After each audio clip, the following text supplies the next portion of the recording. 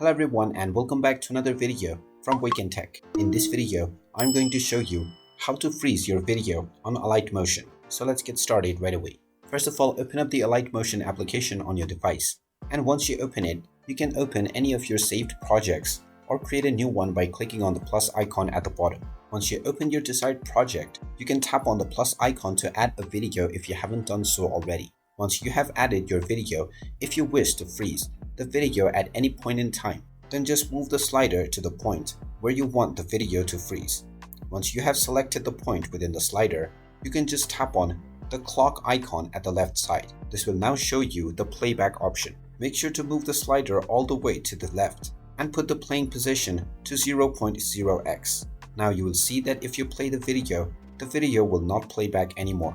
In order to add certain freezes, you will need to split the video at a certain point.